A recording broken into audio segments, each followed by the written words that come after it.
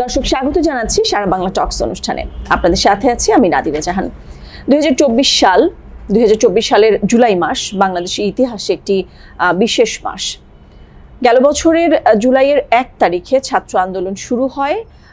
খুবই সাধারণ একটি বিষয় ছিল, সরকারি চাকরিতে কোটা সংস্কারের দাবিতে শিক্ষার্থীরা আন্দোলন শুরু করে, যা আসলে পট পরিবর্তিত হয়ে এক দফা দাবিতে চলে আসে এবং সরকার পরিবর্তন হতে বাধ্য হয়। 5 আগস্ট শেখ হাসিনা ক্ষমতা ছেড়ে দেশ ছেড়ে পালিয়ে যাওয়ার মধ্যে সেই আন্দোলন শেষ হয়। আজ সেই বিষয়গুলো নিয়ে আমরা আলোচনা করব। সেই সময় মাঠে থেকে গণমাধ্যম কর্মীরা সব শেষ তথ্য আমাদের সামনে তুলে ধরেছেন। সারা বাংলা .net-এর রিপোর্টাররাও সে সময় মাঠে ছিলেন, তাদের সেই অভিজ্ঞতা আমরা শুনবো। আমার সাথে রয়েছেন সারা বাংলা .net-এর স্পেশাল করেসপন্ডেন্ট উজ্জ্বল জিসান। জিসান, আপনাকে স্বাগত জানাচ্ছি। ধন্যবাদ।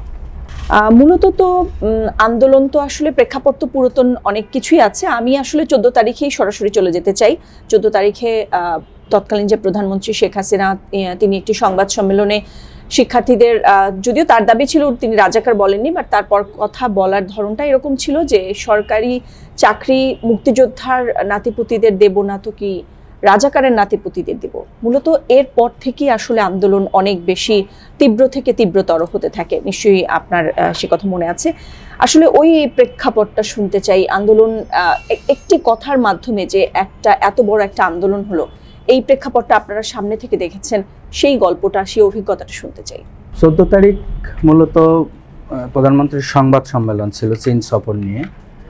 তো আমরা অধীর আগ্রহে অপেক্ষা করছিলাম যে আসলে প্রধানমন্ত্রীর মুখ থেকে কি আসে। এরই মধ্যে যেহেতু 10ই জুলাই আপিল বিভাগে লিভ টু আপিল দায়ের করা চিন্তাভাবনা হচ্ছিল এবং 4 সপ্তাহের স্থগিতাদেশ দিয়ে দেয়। ওই হাইকোর্ট যে রায়টা দিয়েছিল মূলত 10ই জুলাই 4 সপ্তাহের স্থগিতাদেশ দেয় এবং লিভ টু আপিল করার একটা প্রস্তাবনা দেয় সরকার এবং সেটি করার সিদ্ধান্ত নেয়। আর 10 তারিখের পর প্রধানমন্ত্রী চীন সফরে গেলেন। সেখান থেকে আসার পরে সকল গণমাধ্যম কর্মী ওয়েট করছিলেন এবং শিক্ষার্থীরাও যারা কোটা সংস্কার আন্দোলন করছিলেন তারাও ওয়েট করছিলেন যে চীন থেকে ফিরে এসে প্রধানমন্ত্রী কি বলেন আসলে। তো সেই কাঙ্ক্ষিত মুহূর্ত ছিল যে 14 তারিখ বিকালবেলা সংবাদ সম্মেলন ছিল। সেই সংবাদ সম্মেলনে সবাই অধীর আগ্রহে বসেছিল, সবাই টিভি সেটের সামনে ছিল যে আসলে এই কোটা আন্দোলন নিয়ে কি বলেন। তা আসলে কোটা আন্দোলন শিক্ষার্থীদের বিপক্ষে চলে যায়। শিক্ষার্থীরা তাদের সেখান থেকে মন ক্ষুণ্ণ হয়ে যায় এবং তারা নিজেদেরকে রাজাকারের বাচ্চা বা রাজাকারের নাতিপুতি এই টাইপের যে দোষারোপ নিয়ে তারা সরব হয় এবং রাত 9টা-10টার দিকে দেখা গেল যে ঢাকা বিশ্ববিদ্যালয়ের ক্যাম্পাস থেকে শুরু করে সারা দেশের যত ক্যাম্পাস আছে এই রাজাকার রাজাকার স্লোগানে মুখরিত হতে থাকলো। এবং একটা কথা বলে রাখি যে একজন সাংবাদিকের প্রশ্নের প্রেক্ষিতে কিন্তু সাবেক প্রধানমন্ত্রী শেখ হাসিনা এই কথাটা বলেছিলেন। এর আগেও একজন মন্ত্রী মতিয়া চৌধুরী তিনি কিন্তু সরাসরি রাজাকারের বাচ্চাই বলেছেন সংসদে এবং বাহিরে, এবং অন্যান্য মন্ত্রীরাও কিন্তু সবসময় এদেরকে রাজাকারের বাচ্চাই বলেছেন। আসলে একটু আপনার সাথে যোগ করতে চাই, গেল যে 15টা বছর আসলে আমরা যে আওয়ামী লীগ শাসনের মধ্যে ছিলাম বা তার আগের ক্ষেত্রেও আপনি নিশ্চয়ই একটা বিষয় খেয়াল করবেন যে আপনি আওয়ামী লীগ মতবিরোধী হলেই তারা হচ্ছে স্বাধীনতা বিরোধী। স্বাধীনতা বিরোধী মানেই তারা রাজাকার, এই টাইটেলটা কিন্তু তারা বরাবরই দিয়ে এসেছিল। তাহলে সেই শব্দই কিভাবে সরকার পতন করলো, এইটাও কিন্তু আপনার কাছে আমার প্রশ্ন থাকবে। এই ব্যাখ্যাটাও আমি শুনবো। আগে আপনার যেটি বলছিলেন সেটি শুনি। ত্যাগের রাজনীতিটা আমরা গত 15-16 বছরে দেখেছি। এটা শুধু ঢাকা কেন্দ্রিক না, এবং বাংলাদেশের যেখানেই গিয়েছি সেখানেই এই অবস্থা। গ্রামে গঞ্জে থেকে শুরু করে সব জায়গায় ত্যাগের রাজনীতিটা ছিল। এমনও দেখা গেছে যে আওয়ামী লীগ করে তাকেও যদি আওয়ামী লীগের বিপক্ষে কোনো প্রশ্ন বা বিপক্ষে কোনো সমাধান চলে গেছে তখন কিন্তু তাকেও ট্যাগ দেওয়া হয়েছে যে না সে রাজাকার, সে আওয়ামী লীগ করলেও সে রাজাকার। এ ধরনের একটা ট্যাগ কিন্তু ছিল। তো যে এই যে একটা ন্যারেটিভ তৈরি হয়েছিল 15-16 বছর ধরে, ন্যারেটিভ তৈরি হওয়ার কারণে শিক্ষার্থীদের যে ওই দিনের ভাষাটা ছিল, আচ্ছা 15-16 বছর তো রাজাকারই শুনেছি, তো আজকে সবাই রাজাকার, আমরা আজকে সবাই এই স্লোগানেই মূলত কিন্তু তারা নামছে, এক ধরনের খুশিতেই নামছে। ঠিক আছে আমরা সবাই রাজাকার, ওকে, আন্দোলন করলেই যেহেতু রাজাকার, আওয়ামী লীগের বিপক্ষে দাবি গেলেই চাইলেই- যেহেতু রাজাকার, সেহেতু ঠিক আছে আমরা সবাই রাজাকার হিসেবেই মাঠে নামছি। কে বলেছে স্বৈরাচার, এটা কিন্তু তারা জুড়ে দিয়েছিল। এইখান থেকে কি ঘটনা ঘটলো রাত্রের বেলায়, সেই রাতেই যে ঘটনাটা ঘটলো, তথ্যমন্ত্রী আরাফাত সাহেব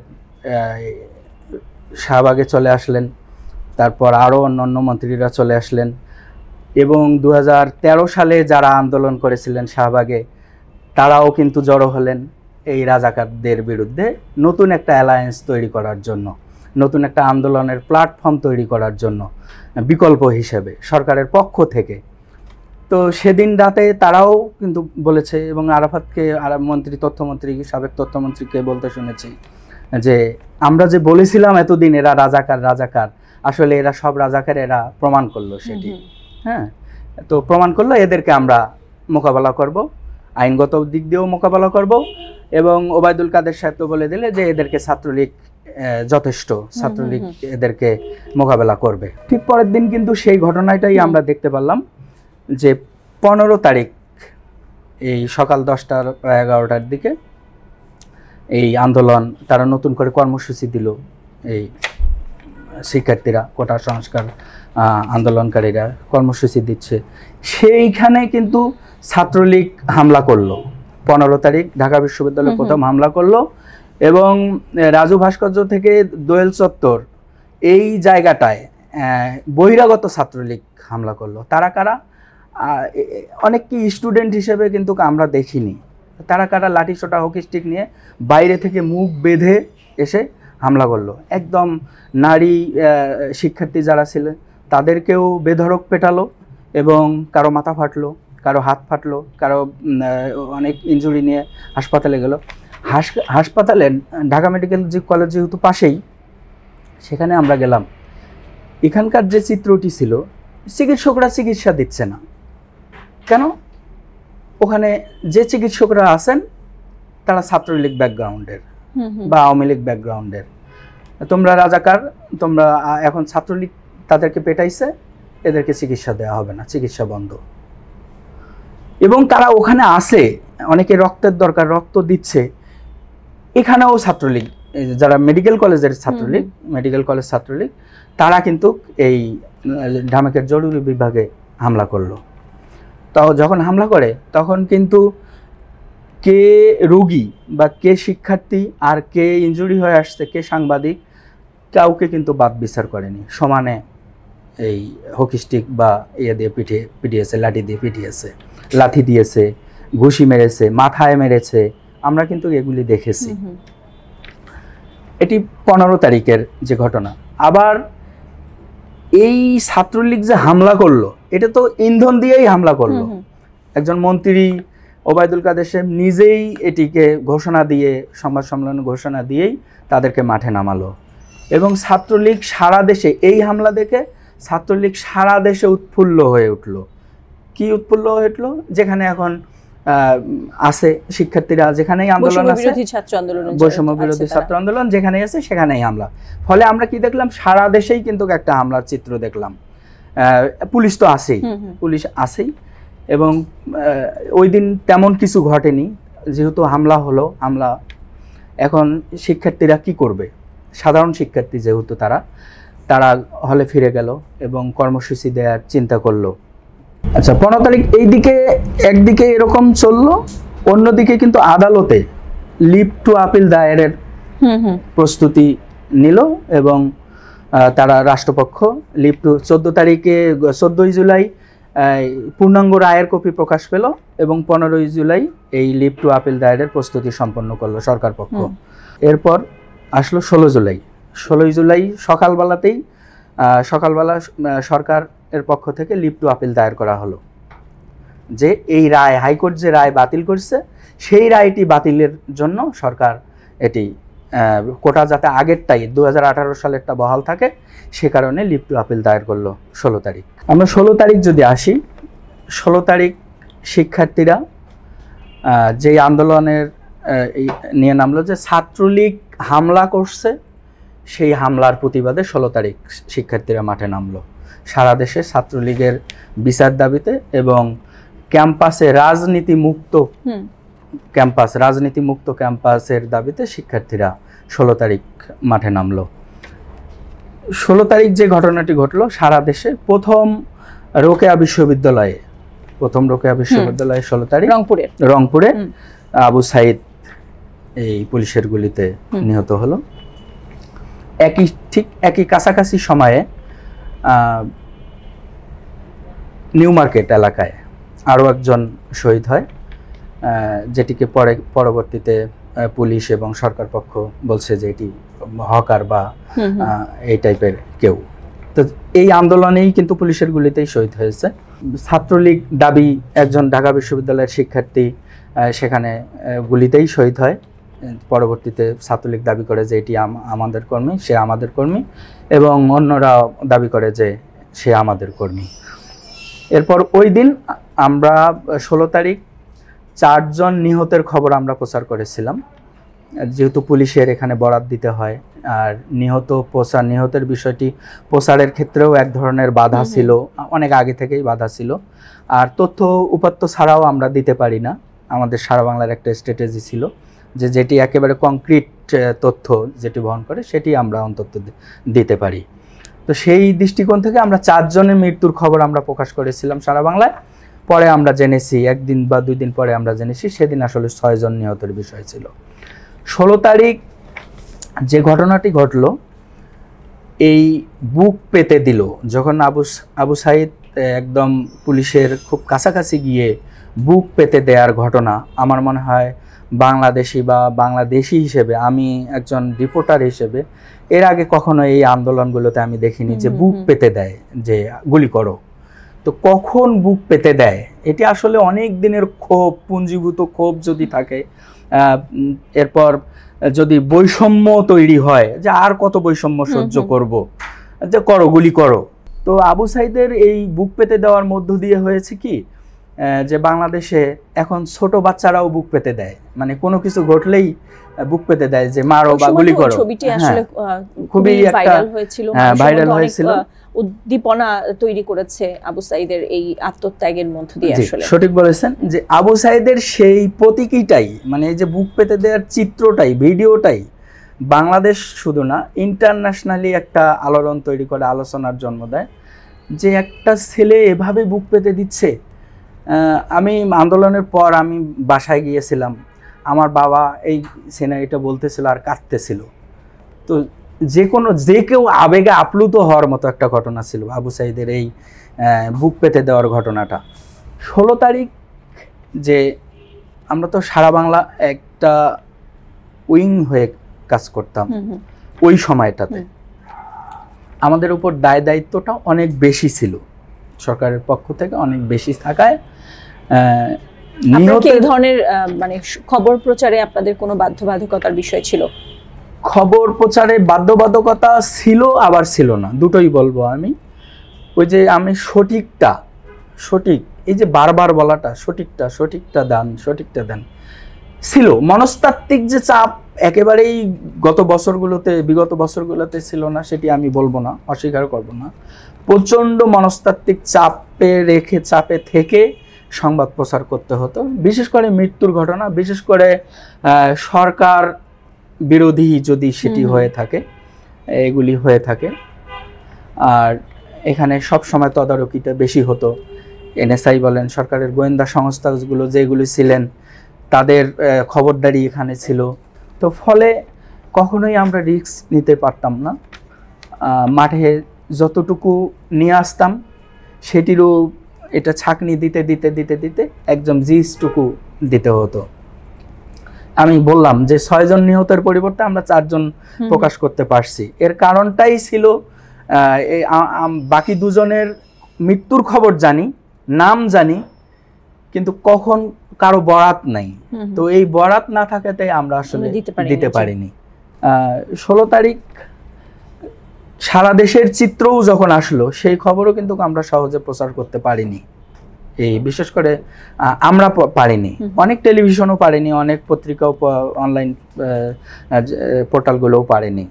হ্যাঁ, এই যে 6 জন নিহতের যে বিষয়টি, সেটি কিন্তু আমরা পরে আমরা অনেক জেনেছি এবং পরবর্তীতে সরকার প্রকাশ করেছে যেটি, পুলিশ প্রকাশ করেছে যেটি, তখন এটি প্রকাশ হয়েছে।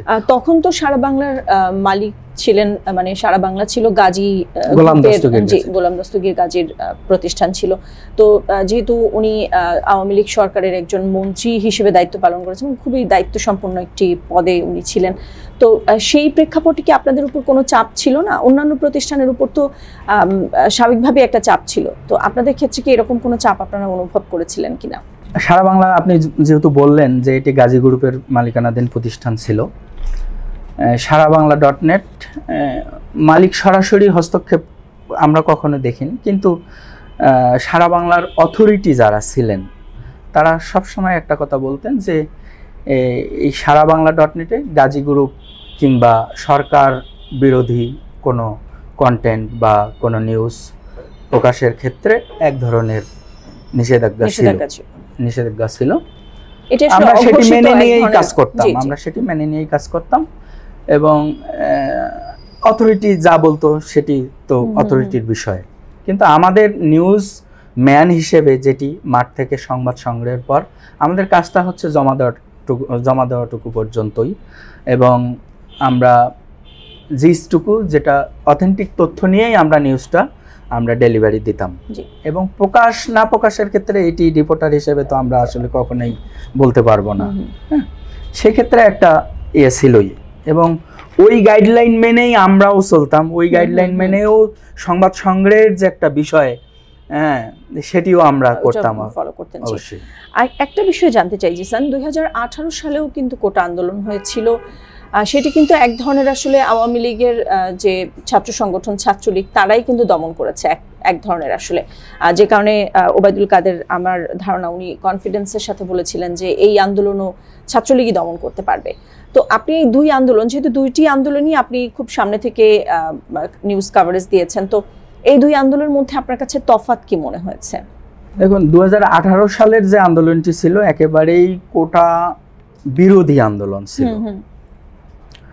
3-4 দিন 5 দিন 7 দিন যখন তারা আন্দোলন করছিল, তখন তারা কোটা বিরোধী না গিয়ে ওইখান থেকেই একটা কোটা রিফর্মের জায়গায় চলে গিয়েছিল, যে না, অনগ্রসর গোষ্ঠী আছে সমাজে, অনগ্রসর গোষ্ঠীর জন্য 2-3-5% কোটা থাকতে হবে, না হলে তারা পিছিয়ে পড়বে, তারাও আমাদেরই এই সমাজেরই একটা অংশ। কিন্তু আপনারা লক্ষ্য করবেন, আমরা লক্ষ্য করছিলাম, সবাই এটা জানে যে প্রধানমন্ত্রী কিন্তু রাগের বশত উনি কিন্তু কোটা বাতিল করে দিয়েছিলেন। উনি একটা সংবাদ সম্মেলনে বলেছিলেন, যাও দিলাম কোটা, বাতিল করে দিলাম। কিন্তু প্রধানমন্ত্রীর শপথে কিন্তু ক্ষোভের বশবর্তী হয়ে আবেগে কারো প্রতি অন্যায় আচরণ, এইগুলি কিন্তু বলতে পারেন না, করতে পারেন না। গেল লাস্ট দুই টার্ম আওয়ামী লীগ সরকার আসলে এই কোন নিয়ম কি আসলে মানা হয়েছিল? আপনি যেহেতু নিয়মের কথা বললেন, সেটি আমি বলবো না, জাস্ট আমি কনস্টিটিউশনের ওই জায়গাটা আমি আপনাকে স্মরণ করে দিলাম যে আসলে ক্ষোভের বশবর্তী হয়ে উনি কিছু করতে পারেন না, এবং নির্বাহী আদেশে কোটাটা বাতিল করে দিলেন। কিন্তু নির্বাহী আদেশে কোটা বাতিল করে দিলেন। আপনাকে আমি একটু যুক্ত করতে চাই, এই একই কথা কিন্তু উনি ওই দিন সংবাদ সম্মেলনেও বলেছিলেন, আপনার মনে আছে কিনা, যে মেয়েরা এই কোটা বাতিল করার কারণে খুব ভালো মেয়েরা আসছে না সরকারি বড় কর্মকর্তা অফিসার হিসেবে, এবং উনি ওই দিন কিন্তু অনেকগুলো পয়েন্ট তুলে ধরেছিলেন যে কোটা বাতিল করার যে কুফলগুলো হয়েছে সেগুলো উনি বলেছিলেন। এর পরবর্তীতে 14 তারিখের কথা বলছেন? হ্যাঁ, 14 তারিখের প্রেস ব্রিফিংটা নিশ্চয়ই আপনার মনে আছে, সেখানে উনি কিন্তু এই ধরনের এগুলো তুলে ধরেছিলেন যে এই সব কারণে কিন্তু কোটাটা বাতিল হওয়ার যে সাইড এফেক্ট গুলো ছিল সেগুলো কিন্তু উনি তখন বলেছিলেন।